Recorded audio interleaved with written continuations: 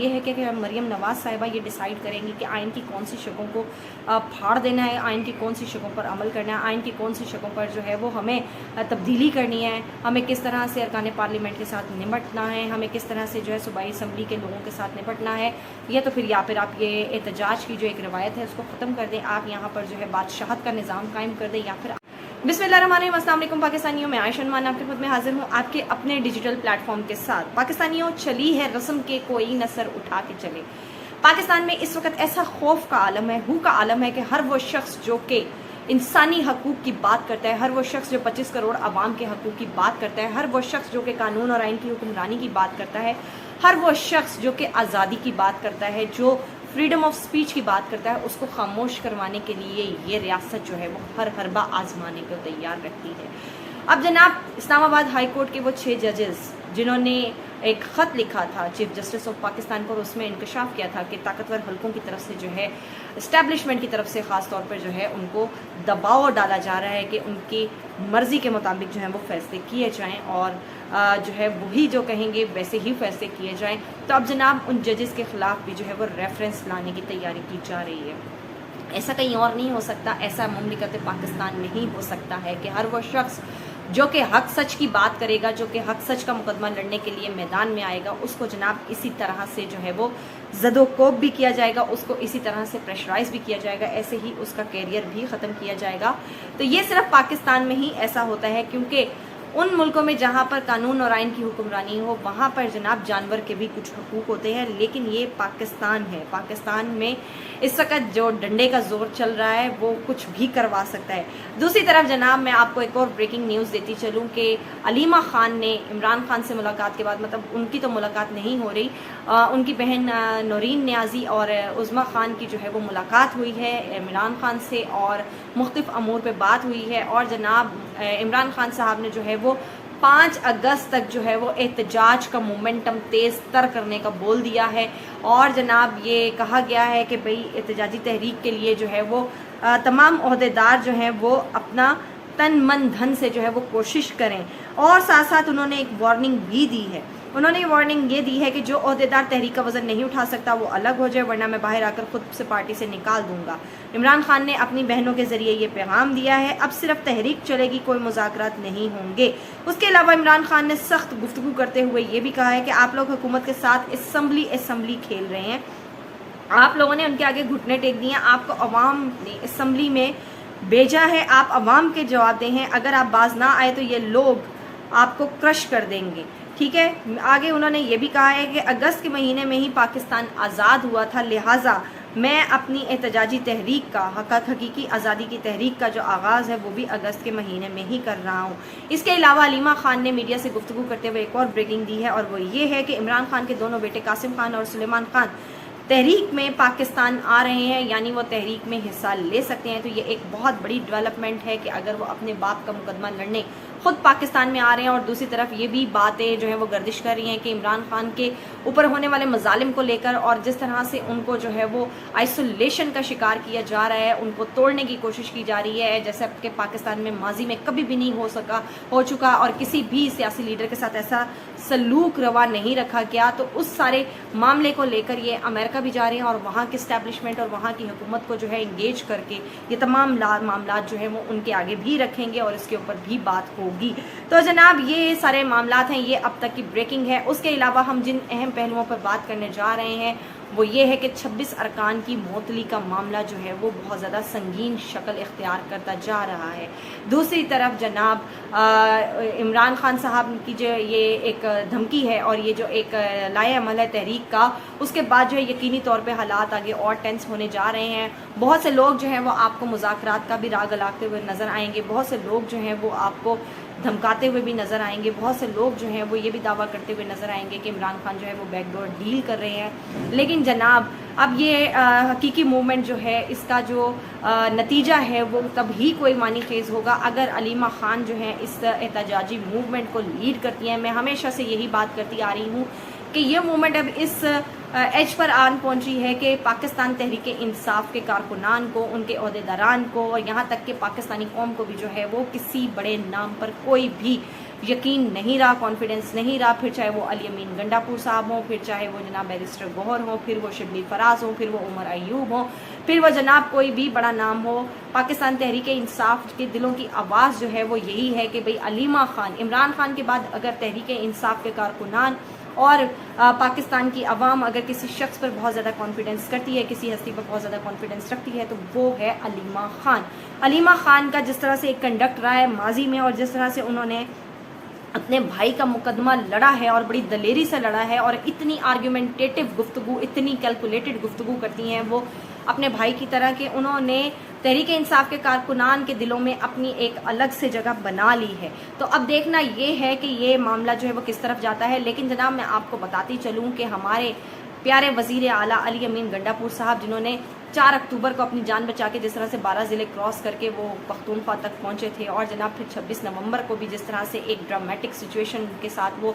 खैबर पख्तूनख्वा चले गए थे, और 2 दिन तक जो है वो बुशरा बीबी को मीडिया के सामने आने की जो है वो इजाज़त नहीं थी। ये सारे मामला जो हैं ये ऑन बोर्ड हैं, और इनके पीछे बहुत सारी जो है वो राज भी हैं कि ऐसा क्यों हुआ। तो जनाब अब उनकी जो है वो कुछ तस्वीर आज जो हैं वो शाया हुई हैं, और डिजिटल मीडिया पर जो है वो इस वक्त गर्दिश कर रही हैं कि वो अमीर मुकाम के साथ और मुख्तलिफ जो हैं वो हुकूमती ओहदेदारान के साथ और गवर्नर खैबर पख्तूनख्वा फैसल करीम कंडी के साथ बड़े ही खुशगवार मूड में नज़र आ रहे हैं। ये वही लोग हैं जो कि इनकी करप्शन की दास्तानें सुनाते हुए थकते नहीं थे। ये वही लोग थे जो कि इमरान खान के ऊपर पै दर पै वार कर रहे थे। ये वही लोग थे जिन्होंने तहरीक इंसाफ के मैंडेट को छीना है। ये वही लोग हैं जिन्होंने तहरीक इंसाफ की हर तरह के हकूक़ को पामाल किया है। आज उन्हीं दुश्मनों के साथ बैठ कर जो है वो चय मगोइयाँ भी हो रही हैं, गपशप भी हो रही हैं, और कप ऑफ टी भी जो है वो एक्सचेंज हो रहा है। तो ये बड़े ही, जब वक्त बदलेगा यकीनी तौर पर फिर जो है वो किसी के साथ भी कभी भी ये हरबा आजमाया जा सकता है, जिसको दिल चाहे। अगर किसी की शक्ल पसंद नहीं होगी, किसी का नाक पसंद नहीं होगा,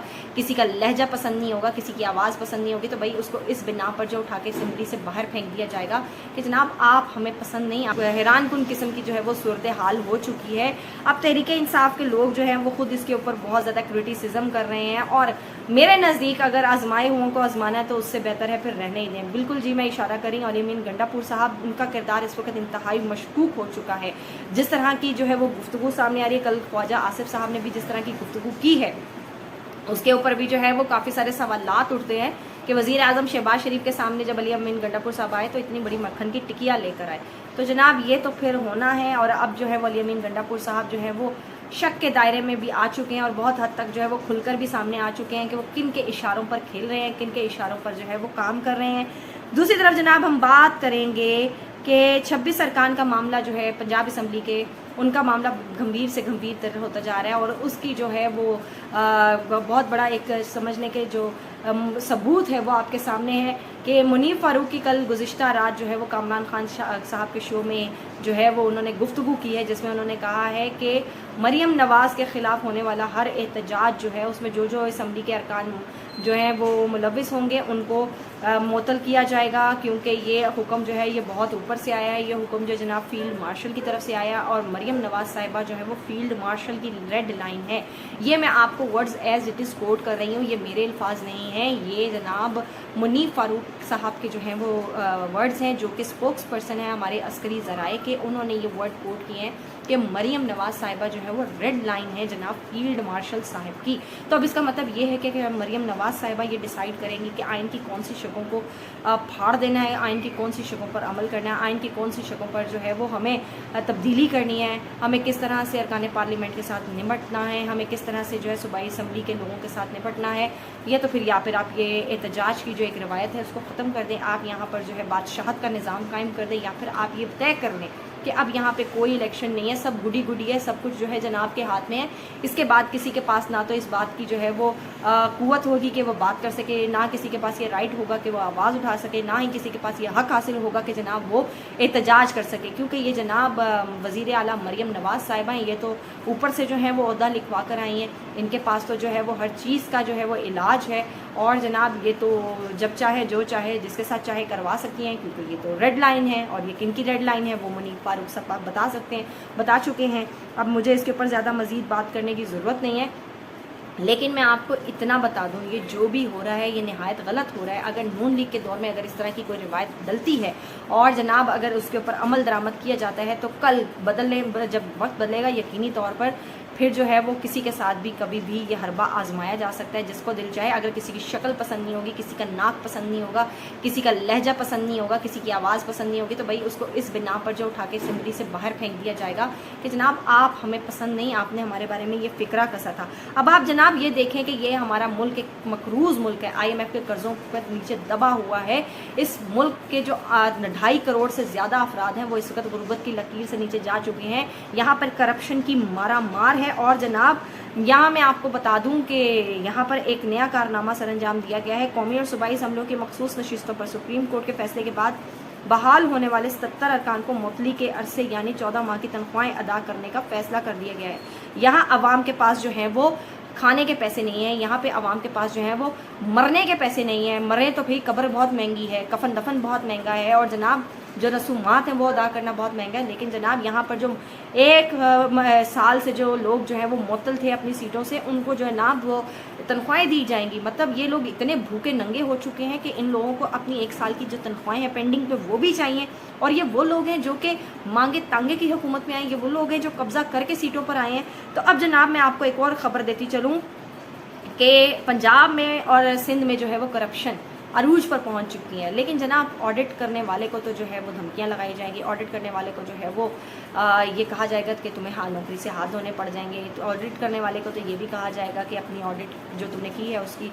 اس کے بارے میں یہ اعتراف کرو کہ یہ مجھ سے غلطی ہوئی ہے۔ لیکن جناب سچ تو سچ ہے، پھر چھپتا کہاں ہے، سامنے چلا آتا ہے۔ تو جناب تیل کی خریداری میں جو ہے یہ پنجاب حکومت کی میں آپ کو کچھ خبریں بتا رہی ہوں، سندھ کی طرف بھی ہم آئیں گے، یقینی طور پر اس کے اوپر بھی ہم گفتگو کریں گے۔ تیل کی خریداری میں $1.5 ارب کا نقصان ہوا ہے۔ پنجاب میں 1100 ارب کی بے ضابطگیاں ہوئی ہیں، وفاق میں 1100 جو ہے وہ ارب کی بے ضابطگیوں اور کرپشن کے کیسز سامنے آئے ہیں۔ ادارہ امراض میں 40 ارب کی کرپشن کی گئی ہے۔ پنجاب میں درباروں کے فنڈز میں 1.5 ارب کی کرپشن کی گئی ہے۔ رمضان پیکج میں کرپشن کی گئی ہے۔ لاہور ضلع انتظامیہ کی 34 کروڑ کی کرپشن کے کیسز سامنے آئے ہیں۔ اب جناب یہ آڈیٹر جنرل کی رپورٹ ہے اور یہ میں نہیں کری ہے، ان کے اپنے صحافی انصار عباسی کے سامنے بھی جو ہے یہ اس پر بات کی ہے اور اس کا انکشاف کیا ہے۔ اب مریم نواز صاحبہ جو کہ ہمیشہ سے کہتی آ رہی تھی کہ میں گزشتہ تمام ریکارڈ بریک کروں گی، یقینی طور پہ آپ نے 2 سال میں وہ کر دکھایا جو آپ کے چچا اور آپ کے والد محترم نے نہیں کیا، کیونکہ آپ کو اس وقت لائسنس حاصل ہے کہ آپ جو بھی کریں، آپ جو ہے وہ اس وقت مائے باپ ہیں، صوبہ پنجاب کی آپ سب کی ماں ہیں، تو آپ جو ہے کرپشن بھی زوروں پہ کر سکتی ہیں۔ آپ کا جب دل چاہے جس کی تختی اتار کے اپنے نام کی تختی لگا سکتی ہیں، آپ کا جس کا دل چاہے آپ جب چاہے جس کو مرضی نوکری سے فارغ کروا سکتی ہیں، آپ کا جب دل چاہے جس کو چاہے آپ گھروں سے اٹھوا سکتی ہیں، آپ کا جب دل چاہے جس کو چاہے اس کا منہ بند کروا سکتی ہیں، اور تو اور آپ ان صحافیوں کو بھی جو ہے وہ اٹھوا سکتی ہیں جو آپ کی کرپشن کے پول کھولتے ہیں۔ لیکن جناب یہ پول تو کھلیں گے، یہ آخر یہ سچ جو ہے وہ کب تک جو ہے وہ سامنے نہیں آئے گا، کیونکہ وہ کہتے ہیں نا عشق اور مشق چھپائے نہیں چھپتے، تو یہ جو کرپشن ہے نا اس کی بدبو بھی جو ہے نا یہ اپنے آپ بتا دیتی ہے کہاں کہاں پر جو ہے وہ کرپشن کی گئی ہے۔ اب جناب دیکھتے ہیں کہ آنے والے دنوں میں ان کا بھی کچھ احتساب ہوتا ہے، کیا ان کے اوپر بھی کیسز بنیں گے، کیا ان کے اوپر بھی جو ہے توشہ خانہ جیسے کیسز بنیں گے، کیا ان کے بھی کرپشن کے کیسز القادر جیسے بنیں گے۔ لیکن جناب یہاں پر کرنا کیا ہے، وہ ہماری عدلیہ پاکستان جو ہے وہ اس وقت ستو پی کے سو رہی ہے، اور وہ مجھے یہاں پر ایک شعر یاد آ جاتا ہے نا، بڑی بے آبرو ہو کر عدالت ناچتی ہے، نہ جانے کن اشاروں پر عدالت ناچتی ہے۔